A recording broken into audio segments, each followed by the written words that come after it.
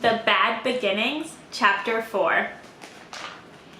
The Baudelaire orphans copied the puttanesca recipe from the cookbook onto a piece of scrap paper, and Justice Strauss was so kind enough to escort them to the market to buy the necessary ingredients. Count Olaf had not left them very much money, but the children were able to buy everything they needed. From a street vendor, they purchased olives, after tasting several varieties and choosing their favorites. At a pasta store, they selected interestingly shaped noodles and asked the woman running the store the proper amount for 13 people. The 10 people Count Olaf mentioned and the 3 of them. Then, at the supermarket, they purchased garlic, which is a sharp-tasting bulbous plant, anchovies, which are small salty fish, capers, which are flower buds of a small shrub, and taste marvelous, and tomatoes, which are actually fruits, not vegetables, as most people believe. They thought it would be proper to serve dessert and bought several envelopes of pudding mix. Perhaps the orphans thought if they made a delicious meal, Count Olaf might be a bit kinder to them. "Thank you so much for helping us out today," Violet said as she and her siblings walked home with Justice Strauss. "I don't know what we would have done without you."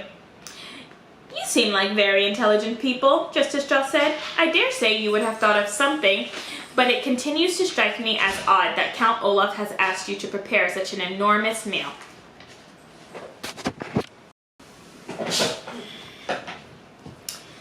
There was a long pause. "Where's Evan?" asked Megan.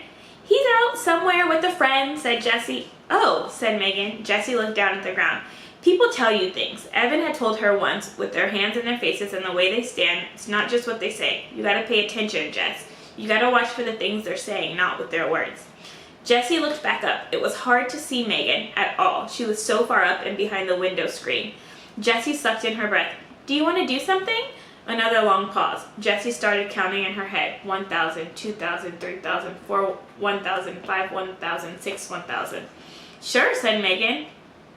Then her head disappeared from the window. A minute later, Megan was at the front door. "Hey," she said, opening the screen. Jessie raised her hand in something that was halfway between a wave and a salute as she walked in. Her sweaty bangs stuck to her forehead where the helmet had matched them down. She was so nervous about saying something stupid, she didn't say anything at all. Megan leaned against the banister of the stairs and crossed her arms. "So?" said Jessie. She stared at Megan, who was fiddling with 7 or 8 band bracelets on her arm.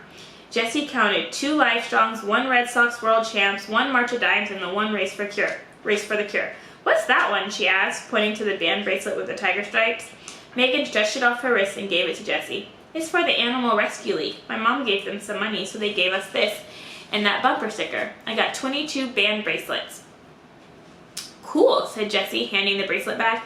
Megan flipped it back on. She continued to play with the bracelets on her arm, running them up and down.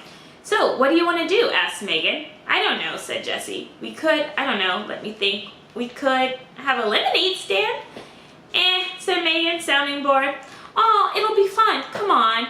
"We don't have any lemonade," said Megan. "I've got 3 cans, said Jessie. She slipped the backpack off her back and dumped out the 3 cans of frozen lemonade. Her lockbox came rattling out too. "What's that?" asked Megan. "My lockbox," said Jessie. "We can use it to make change." She felt her face getting red. Maybe 4th graders weren't supposed to have lockboxes. "How much money have you got?" asked Megan. "You mean in change or all together?" Megan pointed at the lockbox. "How much is in there?" $4.42. 14 quarters, 5 dimes, 3 nickels, and 27 pennies. Jessie didn't say anything about the $10 she'd left at home. Both of Megan's eyebrows shot up. "Exactly?" she asked. What do those eyebrows mean? Jessie wondered in panic. Why was Megan smiling at her? "Jessie, those girls are going to make fun of you. They are not nice." Jessie didn't say anything. She had a sick feeling in her stomach that this was going to turn out badly. Megan straightened up. "Wow, you're rich," she said. "Want to go to the 7-Eleven? We could get Slurpees." But Jessie pointed to the cans of lemonade on the carpeted hallway floor. The frost on them was already starting to sweat off. "We could do the lemonade stand later," said Megan. "Maybe." Jessie thought of Scott and Evan racking up sales 2 blocks down. How was she going to prove herself to Evan if she couldn't even get Megan to have a stand? "How about the lemonade stand first," said Jessie, "and then Slurpees with our earnings. I bet we'd even have enough for chips and gum." "You think?" said Megan. "I know," said Jessie. "Look," she held up a can of lemonade. "It says right on the can, yields 64 ounces.